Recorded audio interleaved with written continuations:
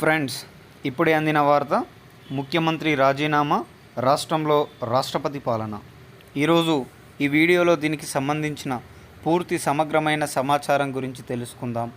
ఎవరైనా మొట్టమొదటిసారిగా మన ఛానల్ని చూస్తున్నట్లయితే చూసిన వెంటనే లైక్ చేయండి, షేర్ చేయండి.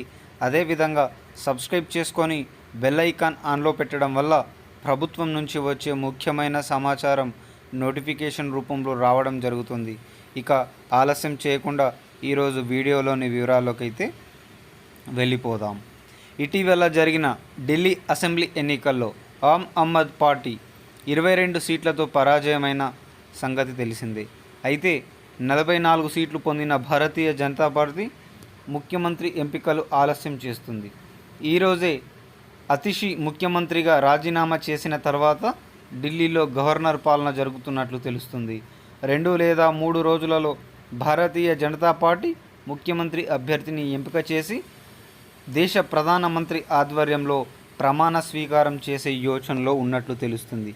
ఏది ఏమైనా ఉత్తరాది రాష్ట్రాలతో పాటు దక్షిణాది రాష్ట్రాలతో పాటు ఈశాన్య రాష్ట్రాలతో కూడా కాషాయం జెండా ఎగురుతుందని చెప్పుకోవచ్చు. దేశంలో పురాతన పార్టీ అయిన కాంగ్రెస్ పార్టీ దాదాపు 35 సంవత్సరాలు పరిపాలించిన పార్టీ దేశ రాజధానిలో ఖాతా తెరవకపోవడం పట్ల ప్రతిపక్ష పార్టీలు సెటర్లు వేయడం అనేది జరుగుతుంది.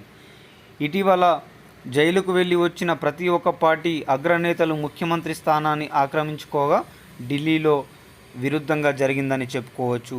ఢిల్లీలో పేరుకు దగ్గ ఒక్క రాజకీయ నేత లేకపోయినా ప్రధాని నరేంద్ర మోదీ యొక్క ఫోబియాతోటి ప్రధాని నరేంద్ర మోదీ యొక్క ఫేస్ వాల్యూతోటే ఓట్లు వేసినట్లు సమాచారం. మరి ఢిల్లీలో ఆప్ ఆద్మీ పార్టీ ఓటమి పట్ల మీరు ఏ విధంగా స్పందిస్తున్నారో కామెంట్ రూపంలో తెలియచేయండి.